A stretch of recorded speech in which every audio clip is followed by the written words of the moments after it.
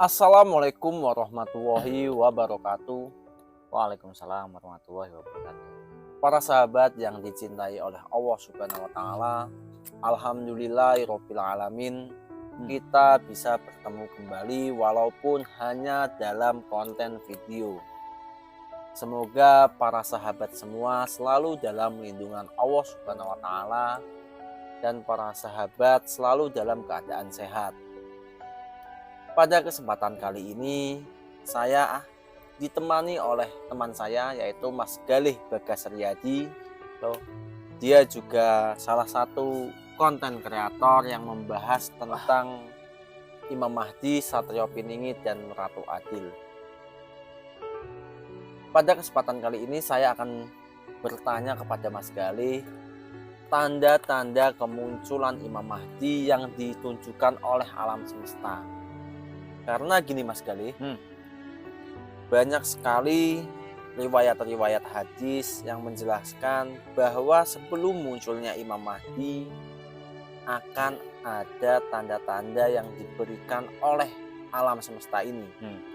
Seperti banyaknya gempa, seperti tanah Arab turun salju, dan tanah Arab menghijau, dan sebagainya lah. Menurut pandangan Mas Galih sebagai salah satu konten kreator yang membahas tentang tema ini, bagaimana opini Mas Galih? Silakan. Ya, sebelumnya saya mau salam dulu pada sahabat salam kenal untuk yang belum mengenal saya. Assalamualaikum warahmatullahi wabarakatuh. Salam kenal untuk sahabat semua penonton Hamlop Channel di sini.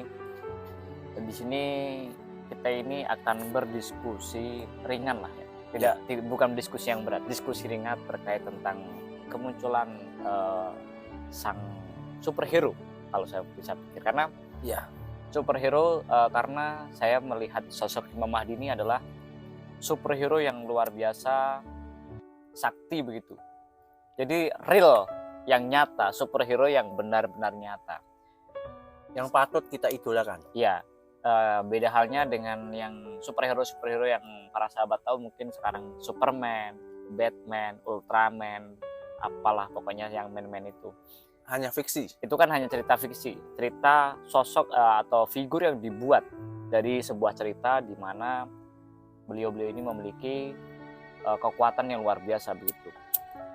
Tetapi kalau memang Superman ada, terus Batman ada, itu sebetulnya perang Rusia pun kan bisa langsung diatasi begitu kan. Benar. Karena ini yang bisa mendamaikan itu ya mungkin nanti sosok Imam Mahdi. Betul. Karena dari itu saya menganggap beliau itu adalah superhero yang real, nyata ada. Karena beliau bisa memiliki gelar itu Ratu Adil. Ratu Adil yaitu penguasa yang memiliki keadilan yang luar biasa gitu. Dengan kekuatan beliau yang memang bukan main-main lah, bukan taraf manusia biasa lah. Mungkin diduga ini tarafnya di atas wali kayak, atau mungkin setara lah dengan para wali-wali Allah. Mungkin juga bisa dibilang pemimpin para wali. Bisa jadi juga karena beliau ini luar biasa loh. Langsung direkomendasikan dari baginda Rasul, baginda Nabi kan. Ya. Kalau wali kan mungkin tidak ada yang direkomendasikan oleh baginda Nabi kan. Tetapi kalau Imam Mahdi, khususnya Imam Mahdi ini kan sampai direkomendasikan ini. Nanti itu akan ada seorang pemimpin, di mana pemimpin ini adalah seorang laki-laki yang berasal dari keturunanku, dari keturunanku yang akan memimpin dan memberikan keadilan. Sampai begitu itu kan memang saking luar biasanya beliau begitu. Cuman ketika kita berbicara setara wali atau lebih tinggi dari wali itu wallahu alam ya. Maksudnya itu kan argumen kita aja, pendapat kita. Bisa jadi nanti ya memang setara dengan wali atau bahkan di bawah wali kan juga tidak tahu tentang karomah. Tapi di keilmuan yang lain mungkin beliau lebih tinggi dan segala macam kan, itu wallahu alam juga terkait tentang pembahasan hal itu.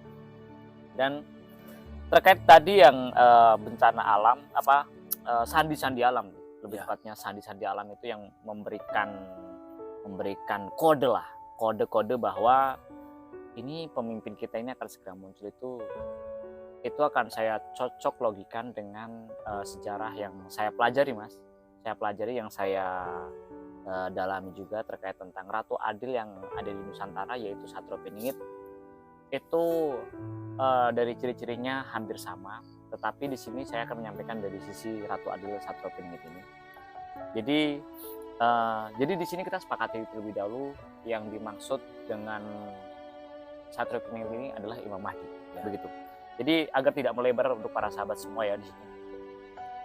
Dan kalau dilihat, kalau memang secara kitab atau referensi sumber yang mengatakan atau hadis pun itu di dalam kitab-kitab itu tidak dijelaskan bahwasanya kemunculan Imam Mahdi akan ditandai dengan hal-hal semacam ini, kan tidak ada. Kan yang dijelaskan oleh baginda Rasul, hadis-hadis itu kan yang kuat cuman beliau nanti akan datang dari keturunanku, kan begitu. Entah itu ditandai dengan apa-apanya kan tidak. Cuman yang jelas Imam Mahdi ini adalah salah satu tanda juga dari akhir zaman, datangnya kiamat. Mungkin dicocok logikanya di situ kan. Cocok logikanya mungkin ya. Ini mungkin cocok loginya sama orang-orang lain itu mencocok logikanya dari situ. Berarti sama kalau kita berbicara tanda-tanda akhir zaman, tanda-tanda menjelang kiamat, itu sama saja kita juga membicarakan tanda-tanda kemunculan Imam Mahdi. Karena kemunculan Imam Mahdi ini sudah menjadi tanda bahwasanya itu akhir zaman. Itu sama saja. Kita membahas kiamat, ini juga kita membahas Imam Mahdi karena satu jalur di situ. Ya, saya sependapat. Nah, iya kan? Itu harus kita sepakati itu para sahabat, karena itu kita semua tidak ada yang mendebat. Kalau tidak, sepertinya tidak ada yang mendebat terkait tentang kemunculan Imam Mahdi ini adalah tanda akhir zaman, kan tidak ada mendebat. Saya kira semua seluruh alam setuju, yang muslim terutama ya, yang non muslim kan juga tidak tahu bagaimana pendapat mereka tentang beliau kan. Saya khususkan di sini yang muslim. Nah, itu kan dilihat dari gempa bumi, terus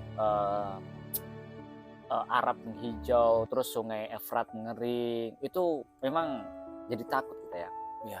Itu memang salah satu juga mendekati nih. Memang itu dicocok logikanya cocok sekali. Tidak ada yang mendebat. Dan ini yang ditakutkan, Mas. Mungkin saja ini. Karena beberapa pertanda-pertanda tersebut sudah muncul. Ini dugaan saya ini. Dugaan saya ini, beliau ini sudah ada. Sudah ada.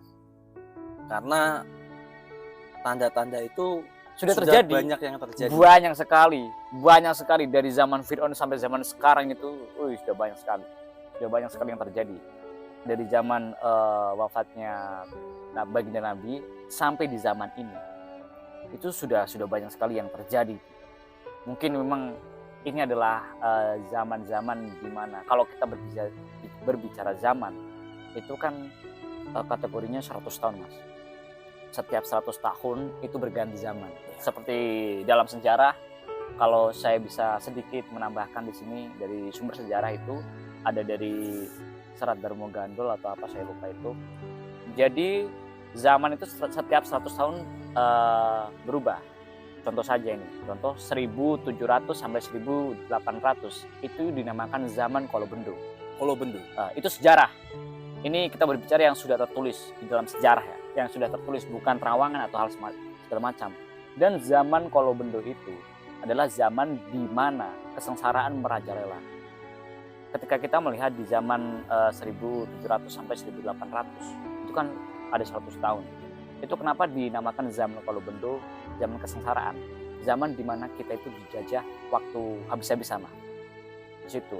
Habis itu setelah zaman Kolobendo 100 tahun berikutnya yaitu zaman Kolosebo.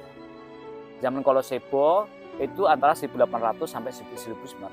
Itu dinamakan zaman keemasan. Zaman keemasan di mana kalau para sahabat ini juga suka dengan sejarah pasti tahu di mana Pangeran Diponegoro itu berhasil menumbangkan para penjajah. Berhasil tetapi belum bisa memerdekakan karena merdekanya di era Soekarno kan, di era tahun 1945. Itu dinamakan zaman Kolosroso.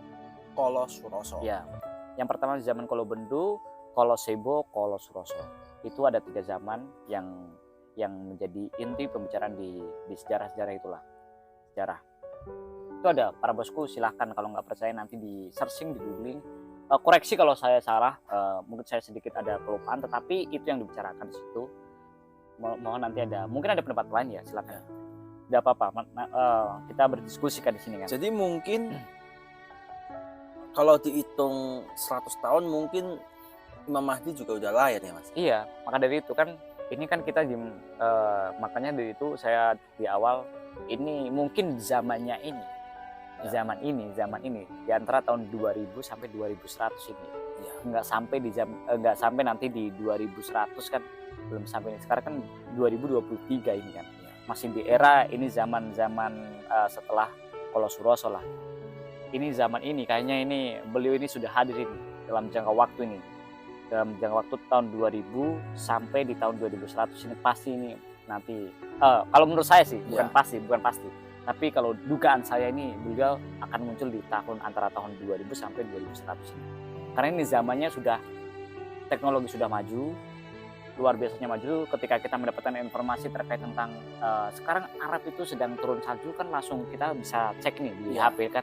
Terus Sungai Efrat, terus ada lagi lah yang sudah menghijau lah, padang pasir sudah menghijau, bencana alam dan segala macam itu kan kita cepat, dan tanda-tandanya sudah semua ini, hampir semua ini. Jadi untuk kesimpulannya, alam semesta pun memberikan clue-clue. Iya, memberikan sebuah sandi atau puzzle-puzzle bahwa menunjukkan bahwa kita itu sudah di akhir zaman dan menandakan Imam Mahdi sudah akan muncul. Mungkin entah kapan tapi sudah mendekati lah. Kalau dugaan saya sih mungkin sudah muncul. Munculnya di sini kan sudah ada, sudah begitu, ada tapi lahir, belum di ke publik lah, belum ke publik ini.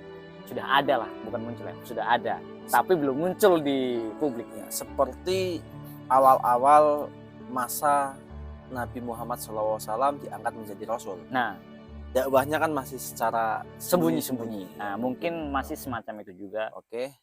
Mungkin para sahabat yang memiliki tanggapan tentang hal ini bisa berkomentar di kolom komentar, dan apabila para sahabat memiliki pengetahuan, pendapat lain, sudut pandang lain, para sahabat bisa mengungkapkannya di kolom komentar. Bisa berbagilah berbagi. Kami akan sangat senang membaca komentar para sahabat.